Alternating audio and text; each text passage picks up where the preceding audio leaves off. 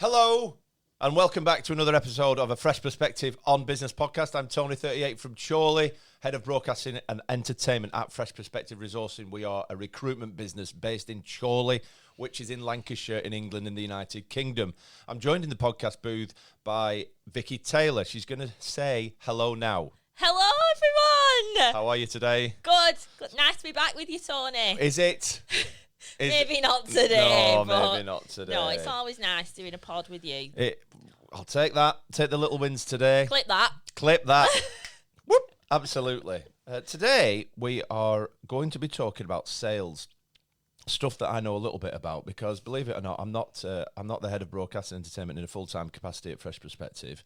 I'm the head of sales at Beartown Brewery, which is a craft brewery in Congleton, which isn't in Lancashire, it's in Cheshire, in England. And I've been doing commercial sales for 20 years, believe it or not.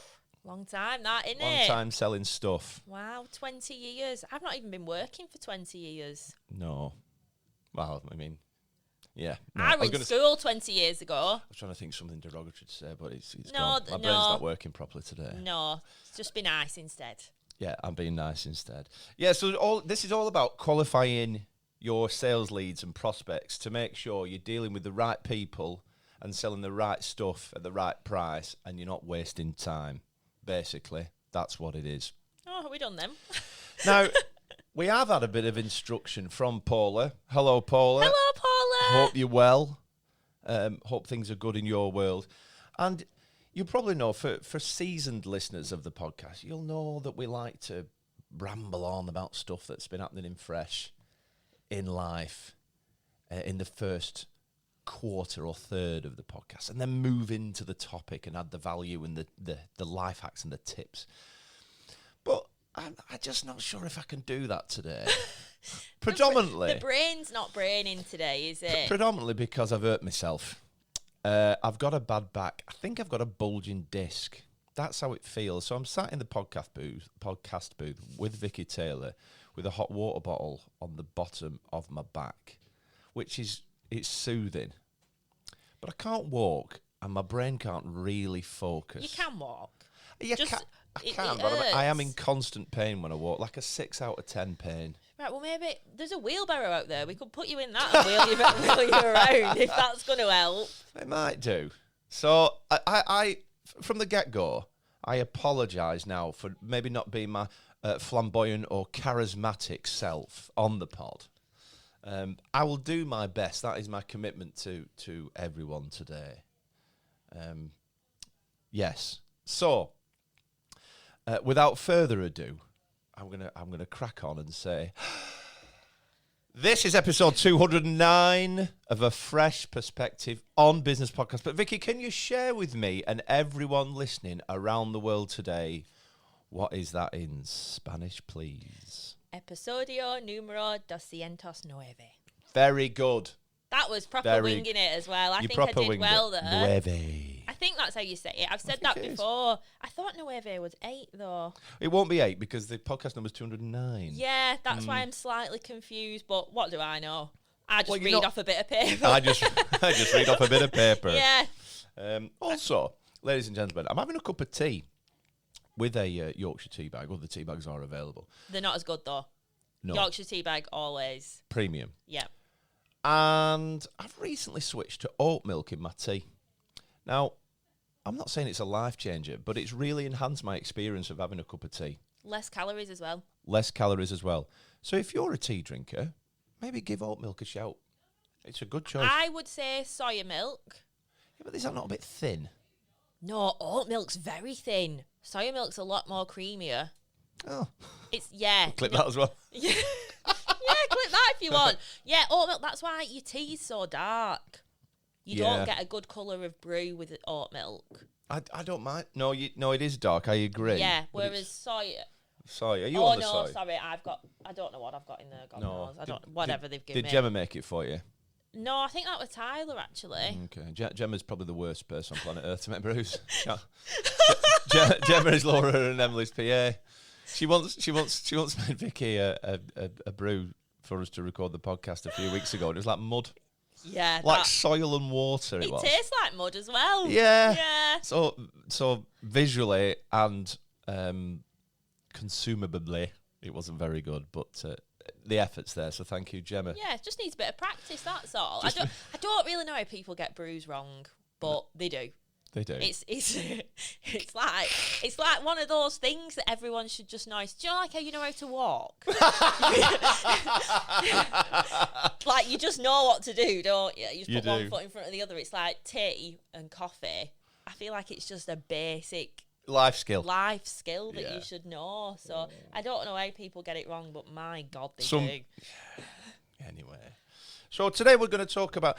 I'm going to. Do I want to? I don't know if I do. Do you want to just talk about this stuff? Yeah, I do. Should we just do it?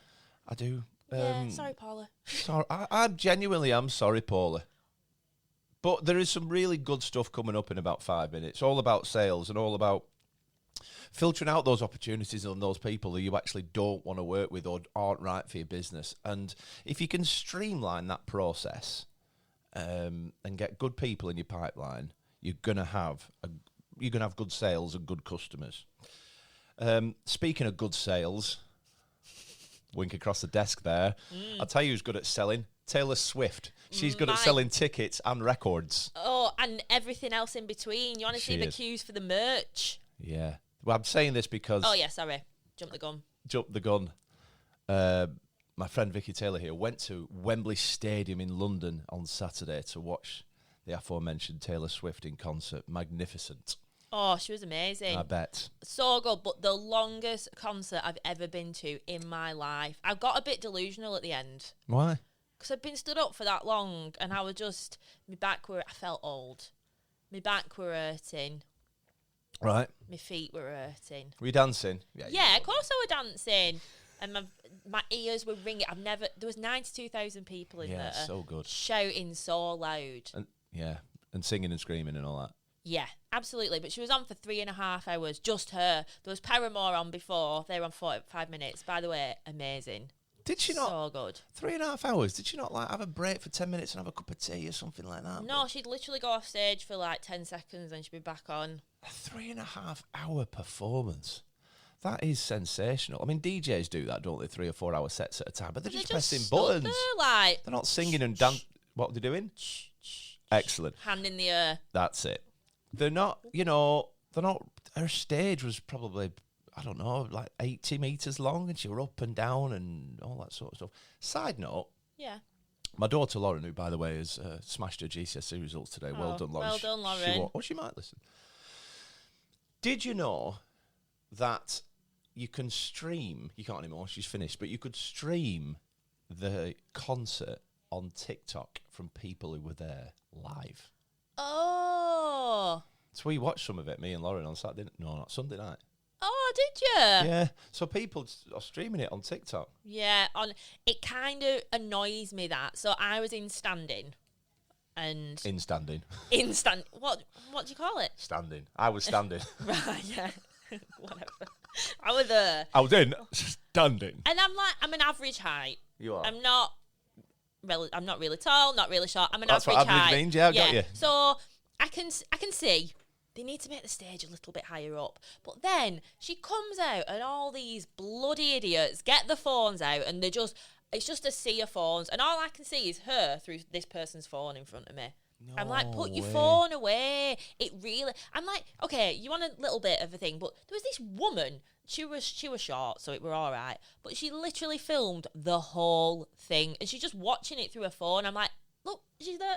Like, look, you can see her. That is just... It's annoying. It really annoys me because I don't want to see your phone. I think I got my phone out once.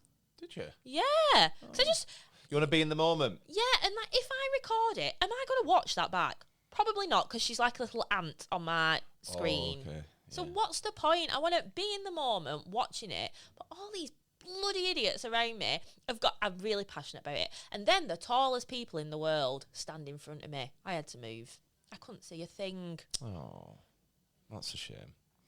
If you were to rate the Taylor Swift concert out of 10, 1 being a catastrophic experience and 10 being the best it could be, what would it be? 10. Really? Oh, 9 with I wish I got seated. I wish I ain't got standing. That's the only thing. Question, how much were tickets? I paid £110 for mine. Lauren said they were 500 quid. Some are. I know one of my friends went to, I think it was the Liverpool one, and because there were no tickets left, so she had to get a VIP version. I think she paid about £250 for one ticket. Right. Yeah. And 3.5 hours is gangster. yeah. It's just it was amazing. good, but I would probably not go back to Wembley.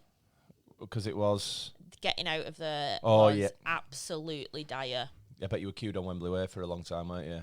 Yeah. So she finished at 10:15 and I got back to my hotel at 1:45. Yeah, that's a long time. When I went to Wembley to watch Froch Groves 2, a boxing fight, maybe 10 years ago, there's another tube station on the back of Wembley, and we went that way. Not a lot of people know that, but instead of coming out from Wembley Way and going back, we went the other side because my brother-in-law lives down there, and insider knowledge. I wish I would have known this knowledge, because they had like a traffic light system, so people just stood there with boards that said red. Stop, go. Yeah, stop, go. And you just literally stand there, and then they'd make a big gap, and then they'd let you go, and they'd all go through. People fainted, but it was all right. Right. Good Lord. That's serious, isn't it? Yeah. Good. So you'd recommend Taylor Swift? I would. I really would. Even if you're not the biggest fan of her music, it's good. It's a good time. Good vibes. Good fans. Good vibes, good fans. Interestingly, when I opened because we were texting you about it on Friday or something, or Saturday. Yeah, I think so. And we were talking about it. When I opened my TikTok, she's everywhere on my TikTok. Yeah. I'm like, I couldn't get away from her. It was usually Coldplay. Now it's been replaced with Taylor Swift. And what do you think? Oh, yeah, I'm all in. This 22 hat scenario. Oh, it's cute, isn't it? It's absolutely mega, where she sings this. I'm not familiar with the song. I'm familiar with some songs. You don't know that song? I'm familiar with some songs, but not all the songs. Okay, that is a classic, but okay. Go on. And then she gives the hat that she's dancing in to, let's call them a mega fan that have been chosen out of the crowd. Can they be a mega fan? Because they're normally about 5 years old. Okay, young fan. Yeah. Some child. It's a child, yeah, which is a nice thing to do. It is nice. And then they have a little... well, the one that I was at, she had a little dance. On the stage? Well, she's like on a box Yeah, in on the front box, of the stage, yeah. and then she was having a little dance. And then they took her off, and off she went with her hat. Wow, that is nice. Yeah, lovely. Brought a little tear to my eye. Not a big one, just a little one. No, just a little one, because I was having a good time. I've got lots of other questions to ask you about Taylor Swift, but we need to... Move on. Yeah, move on. I was going to talk to you about hurting my back, but I've done that. So I've got to go and see Pro Health Chiropractic at 12:30, which has cost me 70 gold coins, which I'm not overly happy about, but, you know. It's the price you've got to pay for your health, Tony. You've got to pay these things. I remember when I hurt my foot and I had to pay them, and it was a lot of money. Yeah. So I'm not myself. You probably can't tell, but I'm not myself today, really. I'm a bit grumpy and a bit tetchy and a bit bleh. Anyway, I went to York on Tuesday. Love York. They've got a Christmas shop there. They have all year round. Do you know that? No. York's got a little Christmas. It's open all year round. Wow. And it's just like a grotto. You'd like that, wouldn't you? I love that. Of course I have. Yeah. A couple of times. Yeah. It's lovely. It was nice. Went past the Minster. I think I went there as a child. It's a massive... I think... Is that a pub? No, it's a house of God. It's bigger than a cathedral. Oh. Let me show you a picture. A Minster? Minster. Yeah, a Minster. I don't know what that is. One of them. A big... Is that not York Cathedral? No, it's York Minster. Minster? Bigger than a cathedral. I thought a Minster... Oh, minister. Are they the people that stand at the front? Yeah, they can like be, the vicars, yeah. Yeah. And a minister's in the Minster. I don't know, probably. Probably. Right. I've learned something. Minster. I'm gonna write that down. What are you gonna use it for? Oh, you can put it in the bio. The caption. Minster and minister. That's Sometimes I just forget that we're on a podcast. I know, yeah, I gotta rein it back in. And we're just talking about life. And, well, I'm not seeing you for a bit, so I feel like we're having a catch up. Yeah, we should maybe not do it on the pod. No, I don't think that's the best idea. We will get the opportunity to catch up on Saturday because, fingers crossed, touch wood, we're going to Manchester Pride. Woo! First time. First time. I'm quite excited about. I was excited before I hit my back. Just take a load of painkillers. Pro Health will help. Yeah.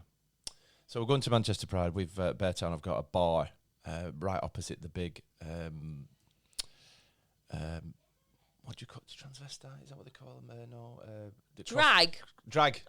Not edit that bit out. Opposite the drag queen stage. So we've sold 200 kegs. With 40,000 pints are going to get poured of Beartown beer. And I'm going to have 20,000 of them. Yeah, Vicky's going to have a lot of them. So, we're going to work the bar for a bit on Saturday, and we're going to go and experience Pride for the first time. I've been told it's an absolutely fantastic event. So, I think Rita Ora's playing on the Saturday. And yeah, Loreen. Do you know who Loreen is? No. Eurovision. I don't watch Eurovision. Do you? I know it is now. Jeez. And Katie B. Again, I don't know who she is. Like your friend Katie, there's a copywriter. No, that's Katie Morris. She messaged me on LinkedIn the other day. Did she? Yeah. Why? Because she connected with me. Oh, that's cute. Yeah. Shout out Katie. She won't listen. No, she won't listen. No, she should though. If you need any copywriting done, please send Vicky Taylor a message on LinkedIn. She would love to connect you to Katie Morris. Yeah, I would. She would. So we're looking forward to Manchester Pride. I might just have like 50 pints and just try and numb this pain. Honestly, I need a wheelchair, do you though. the world of good. I'll push you around in a wheelchair. I could need a wheelchair. Genuine. I was at a networking event yesterday at Mitten Fold. I could barely stand up. Anyway, we've been talking for 17 minutes. Oh, scheiße. I'm so sorry, Paula. Sorry, we've gone against... we never do anything that Laura tells us to do. No. But that's okay. Next time. I am genuinely sorry, Paula. We didn't have the brain capacity today to do it, did we? We just did what we know. Yeah. We can't change stuff when... I mean, I'll be honest, you're lucky I pressed the record button because I was contemplating not doing the podcast this morning at 6 a.m. Yeah, I got them vibes from you. Yeah. So today, now the name of this podcast, who's named the podcast? Laura. I'm presuming I've not been here, so I don't know. Where have you been? Just been off. Yeah. You know, just having some time off after the whole roads debacle. I just needed some time off, so... Have you enjoyed yourself? Yeah, it was lovely. Just switched off. Good. Yeah, thanks. Part of me wants to probe more, but part of me is like, you must get We don't have time. We're 17 minutes in, Tony. We need to talk about some sales stuff. 209 is As Long As You Love Me. Do you want to sing this or not? What song is it? I think it's... I don't care who you are or where you're from. Don't care what you did, as long as you love me, baby. Who sings that? Westlife. Oh, do they? Boyzone. Oh, God. Westlife. I don't think it is Westlife. Brian McFadden. Is it? No. I don't know. I'm just guessing. I'm not across the 90s, sort of. Well, we're going to Google it. Have you your nails done? For wedding other week. All right. We've got to talk about that as well, but we're not going to, are we? I know. You have a good time? Yeah, it was lovely. I was so hungover the day after, though. But oh, yeah, that's a surprise. Backstreet Boys. Backstreet Boys. Not Westlife. Did you have shots? Yes. And lots of wine. Is it the wine that made you hungover? Yeah. Bet it were free, wasn't it? Yeah, I didn't pay. I can read you like a book. It's so predictable. Well, I were bridesmaid. I can't, you know. Don't get me a wine, Tony. I'll get really pissed. Oh, free wine, guys. Thanks very much. I must have had, like, 3 bottles. Vicky Taylor. Really? Probably, with everything, yeah. I bet you were absolutely trolley-dollied. Well, I didn't think I were at the time because it was over the course of the day. I started drinking at, like, 9 a.m. And I was home for, like, 12. It's a good stint, though. Yeah, so I didn't think I was, but then the next day I was like, wow. Yeah, you didn't hydrate yourself when you got in either. You probably just went to bed. Yep. Yeah. Yeah, let's just say I wasn't very well when I got in. No. Okay, all right. Well, there we go. Thank you. That is 20 minutes of insightful chatter that you're not going to get that on any other podcast. But this is the sort of organisation that we are here at Fresh Perspective. We're very lovable, affable people, and that's how we operate. So, if you are in the market for recruitment, Paula, you know who to call. You know who to call, and this is the sort of vibe you're going to get when we're dealing with your clients or when we're dealing with you and stuff. It's light-hearted, it's fun, yet professional. It is, though. That's what you get with us. Like, this isn't just an act. We're not like, no, it isn't. And like the stuff we put on LinkedIn isn't just an act. No. Like, this is what you get when you work with us. Yes, we are professional and we do a really, really good job. But we're fun folk. Yeah, we bring the lols and the fun and the positivity and the vibes and just all the really, really, really good stuff. Yeah, cool. Let's talk sales. Let's talk about leads and prospects and pipeline, because I work in sales and I've got a sales team, and you work in sales to a degree. Yeah, it's part of my role. And one of the things I'm massive on, excuse me, one of the things I'm massive on is qualification. Qualifying in or qualifying out. Is the opportunity that presents itself good or bad? And can you solve a problem? And can you sell them a product or service and make their business better? That is the question. So not only do we want to make sure we can deliver on what is sold and promised, but also you want to work with nice people, don't you? You want to work with people that match Yeah. you. Like, we always say that. Like, we want to work with clients and companies that match our ethos, values. Yeah, ethics, morals, all that type of stuff. Because especially for us, it's a reflection on us as well. It is. Because we're putting people into these jobs. Correct. And not all sales opportunities are the right ones, and it's really important to filter out the irrelevant ones and give your time and energy to the ones that you can add most value to, and the ones that ultimately that you can close and that can bring you some beans, basically. So we've got some stuff, 1, 2, 3, 4, 5, 6, 7 points that we want to talk about today in a very efficient and effective way. So saving time, because we haven't got rafts and rafts of time. And what you want to do is, by qualifying your leads, you know, you can put your attention and your focus into the people that you can help and make sure your time is used more effectively, so you convert the ones that are convertible. Because there's no point working on a business or opportunity that all of a sudden you get right down to the proposal stage and they go, oh yeah, I have no budget for that. Or, oh yeah, this has changed or that has changed. You've just wasted 5, 10, 15 hours on that opportunity. Or like in our sector, you know, beer and stuff. Sorry, I should have told you. Or we're tied to this brewer or that brewer or whatever. You've just someone gone, who is it? It's Lindsay. She's just posted a link.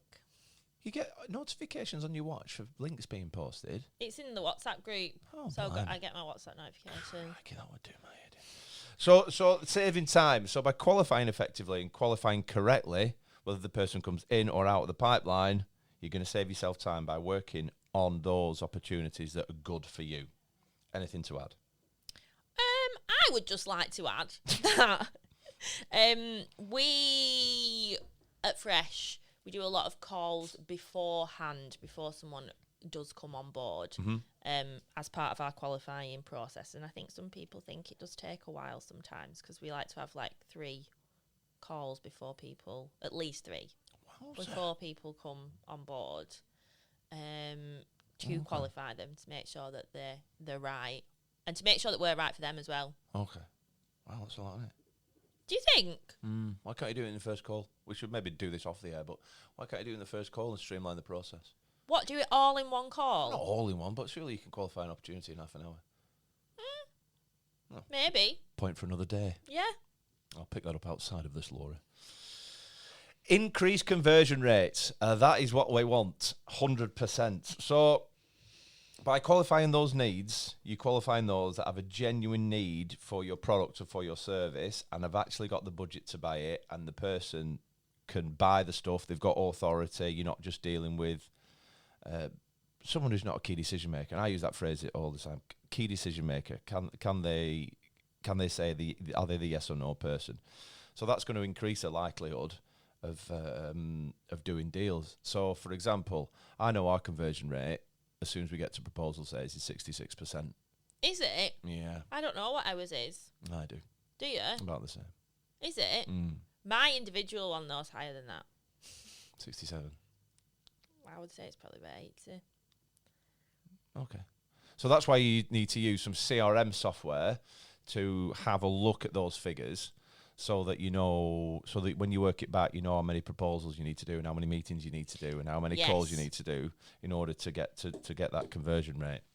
Because ideally we'd like 100%, wouldn't we? But it's not always going to work like that. No. I think if you're operating at a 50-50 ratio. Really? Do you think that's good, 50-50? I really do. Do you not think it should be more than that? Oh, no. The amount of time you put in a proposal together. Like, it's not just a throw it together. Well, you've had all these calls before. Well, the thing is, the more it moves along the pipeline, the greater the chance, the greater increase of closing, doesn't it? So because you lose people along the way, don't you? So absolutely. You have your first call, and you might lose 50% of people there. Yeah. And then you move along, and then you might lose another 50% of people of that. Yeah. But I would hope by getting to proposal, you'd be at more than 50. Well, it depends. It depends on what product or service that you're selling. But yeah, well, you're converting 2/3, aren't you, at the moment? And so are we. But I think that's quite. I think 2/3 is belting. 2/3 is belting. Yeah. There we go, Paula. 2/3 is belting.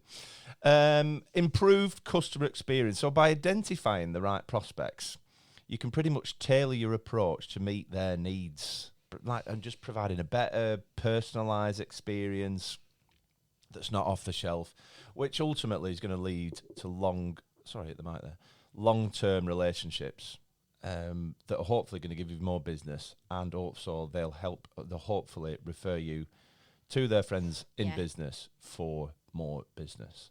So yeah, it's important to give a good customer experience so people fly your flag and say that you're going to have done a good job.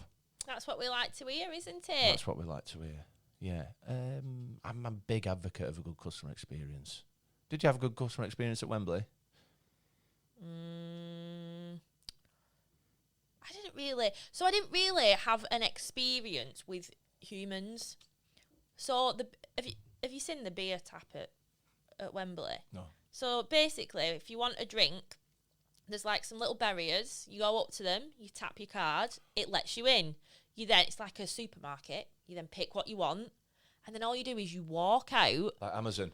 And it knows what you've got. So there's an Amazon store in London that does that. Oh, really? Yeah. I could not get my head around it because the first time I went in, my friend tapped her card, but you do it in groups. So she tapped her card, we both walked in. But I'm like, how does it know that I'm with her? Because then I had 2 beers in my hand. Yeah. So does it know that I am with her and her card? Face recognition? I don't bloody know. It blew my mind. Did your friend's card, did your beers go on her card? Yeah. Oh. She just tapped her card. We went in together. She picked some stuff up. I picked some stuff up. Left. We walked out. All the stuff on that card. Yeah. Bonkers. It's clever, isn't it? That's an Amazon thing, I think. Right. So I would class that as a good customer experience. Well, I mean, no one gave me any customer service. No, different customer service. I'm talking about an experience. Okay, well, yes then. To a customer experience. Yeah. Yes to a customer experience. But also, like, a full customer experience is like, for us, it's all the way from qualification of our customer, going to meet them, assessing their needs. Someone's clapping in the office. No, I've got a bit of FOMO. What's going on? I don't know. I'm trying to listen. But I should really concentrate on the podcast. I know, I don't think it's something that exciting, if I'm being honest. Okay. I think it's just something for Lenny. Brilliant. Yeah, so you would qualify, you go and see the customer, qualify him, you'd be personable, you'd be warm, you'd be engaging, and then all the way through the ordering process and all the way through the delivery process. You know, if people are nice and amiable and you do what you say and you're on time and under promise, over deliver. Yeah, it's got to be all the way through, hasn't it? It can't just be at the point of sale that you have a good customer experience. You have to follow through on what you've promised. Follow through, you must. Yes. It increases the happiness of your team, doesn't it? Oh, I would agree with this. Oh, go on. Oh. Completely. Okay. Yeah.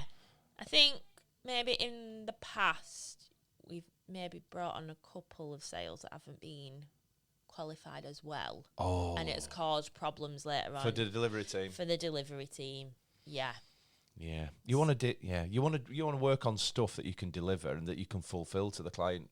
Yeah, and that those people understand what we are providing, that, like I said at the beginning, they match our values, ethos, all that. If you're on two completely separate pages, it's just not going to work, is it? Yeah, especially in the service sector, because you'll be working on projects that you can deliver rather than working on impossible tasks that like send them into a tailspin of stress, and then they won't be working in the right way because they'll be stressed, and it just doesn't deliver the right sort of vibe, does it? No. You always want a happy team, get more out of them, more productiveness. Less time off sick, lower stress, increased productivity in customer service equals higher customer retention. And that's why we have returning customers. That's why you have returning customers. Tick. We've done it. We haven't yet. Better forecasting. So quality leads helps you predict better sales outcomes, which will lead you to more accurate sales forecasting and planning. So, for example, if you're just bringing everyone into your pipeline and then they're just falling off at different stages because you've not qualified them correctly, your win-to-loss ratio or your conversion rate is going to be poor from stage to stage. Whereas if you qualify them right at the get-go, you'll know that they're an A1 prospect that can actually go into the pipeline. And if you do or don't convert them, you'll have a genuine reason why you didn't convert that business. That's all I've got to say on that. That's very... Then you can scale up, can't you? Yeah, yes. It's a bit at the beginning. Honestly, it's all about the qualification at the beginning. I know these things. I've learned this over the years. I'm new to sales. Yeah. I've only ever done sales here. Yeah, I'm just turn me down. No, I'm just going to turn me down so I can have a drink. Oh, right. Like this. You can't hear me now.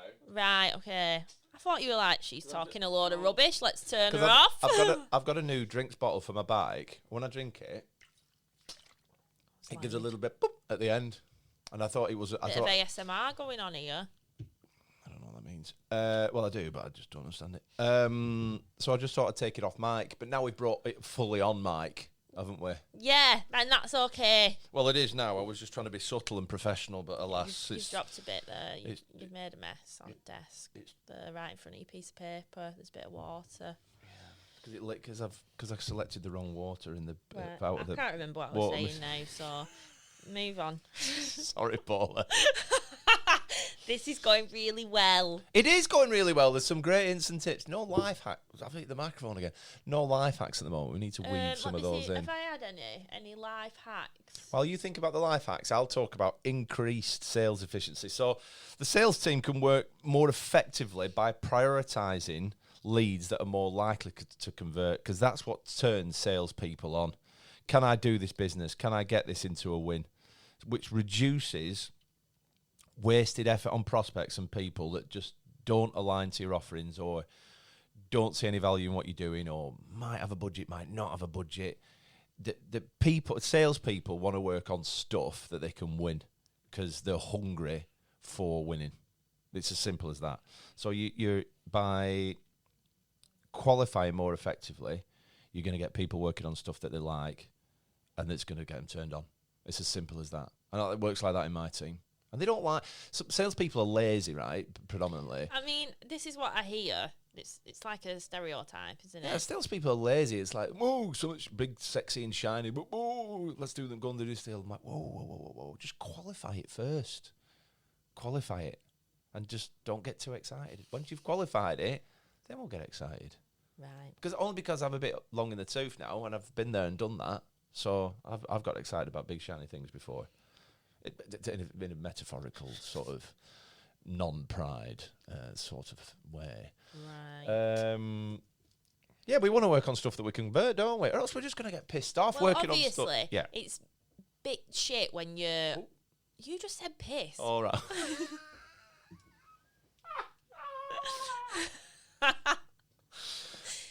Sometime when we sit in here, we need to put a sign on the screen that just says podcast rather than not nattering. I know, yeah, okay. It's a bit rubbish sometimes when you work... What? I can't remember what I'm talking about. Oh, I've lost it. yeah. I don't know. When you're working on stuff that you don't think in your heart will convert. Yeah. Am I wasting my time? Yeah, Is it all for nothing? Really, if they don't come on at the end, it is all a bit of a waste of time, isn't it? Like, you could have wasted hours of your time. Whereas if they don't come on and you lose to a competitor, or there was a better commercial arrangement, or the time wasn't right, or something, you can take that, can't you? Yeah, but if you haven't done your job of qualifying them properly, then you get to that proposal stage. Pump. And yeah, that's when it's a bit of a kick in the teeth. It is. And finally, well, not finally, but penultimately, optimised and focused marketing strategies. So by understanding which leads are qualified, it helps you refine your efforts into your marketing strategy and your marketing campaigns, because you'll know the demographic of people who can buy your stuff. So if you're working with FDs, if you're working with HR directors, whatever, then and you can see that you can convert that type of demographic into business. It's a shame we're not recording this today. You can bring that all the way back to marketing to start the pipeline at the beginning with a campaign to target those people. Yeah. Simple. Not everybody's for everybody, are they? No. Everyone's not for everyone, Vicky. No, exactly. Absolutely. And that's okay. It is. I'm just going to readjust my hot water bottle. Yeah, because you're going to have to talk about this last bit. Yeah, it's okay. I don't know what it is. I think I've performed quite well, given my level of pain. Do you know what? I've been impressed. First time for everything. Yeah, well done. You brought it. Thank you. I just want to talk a little bit about something I delivered to my team and constantly delivered to my. Not that they're a crap team. They're not. But sometimes we all need refreshing on what good practice is and why we should qualify opportunities. So I have 5 things, and you can hear me there: pain, power, money, process, timeline. And we've talked a little bit about these, and this is just a bit of a summary of what we've just talked about. So pain is a customer experience, a business challenge or issue that requires them to make a change. Because if they're not, you're pushing water uphill. Just a nice to have, really. And, there will be occasions where it'd be a nice to have, but can you solve a problem for them? Like if they are struggling with recruiting. Yes. That's a great example. Yes. Thank you. Or if they've got in our sort of... if they've got a brand that's tied on the bar, for example, and they want to refresh it up, and we can get some taps that are pouring more regularly, generating more GP, giving them a different product on the bar to talk about, etc., etc. Get the staff more excited, all that sort of stuff. Power. Is the customer directly involved in the decision-making process? If not, who? So I would never, ever, ever, ever, ever do a proposal in front of someone who's not the key decision-maker. Would you not? Never, ever, ever, unless it's really exceptional stuff. I mean, they would have to be a senior person, because trust me, I've done it for long enough, and I still have it in my team now, that once you have the meeting with someone fairly senior, they have to relay it up the chain. Yes. So I would absolutely so that piece of qualification, because when you send a proposal off, although I'll send it to John, I'll send it to Margaret, I'll send it to Brian, it's like if they're the key decision maker, they're going to get the perception of your proposal through someone else. And there's no one that can deliver with passion or with effectiveness or empathy a proposal about your product or your service as good as you. Yeah, and they're only going to take certain points from what you said, yeah. And when someone says, can you email me sorry, is someone else, am I keeping you up? No. Another... I could never have an iWatch. It's too distracting. Vicky when you look at Vicky Taylor's phone, the volume of notifications would drive me to have a stroke. It would. Anyway, I mean, I'm looking at sales stuff. Good. It's about the forecast for the rest of this month that I'm just looking at. Oh. Yeah, because sometimes people will say, can you email me the proposal? Absolutely not. No, we won't do that. No, you mustn't. We won't. We always need that. to be delivered, primarily, hopefully in person or on a screen, certainly audibly, 100%. Money. Does our product fall within their budget constraints, and what does their budget look like? Must qualify that. Absolutely. Very important. Huge. But luckily at Fresh, there is like wiggle room on budgets because we work off a day rate. Yeah. We can tailor that to different. Yeah, us too. Yeah, what you're paying for that line at the moment, what's that look like, what's your GP? Yeah, there is a bit of wiggle room, but needs qualifying. Yeah, it's really important. No, Because imagine getting to the end and you're like, this is how much it is, and they're like, well, we can't afford that. Exactly right. Process. What is the buying process? What does it look like? Does it go through a team? Is it just them? And that links into timeline. What stage are they at? What's the time frame? When do they want to go live?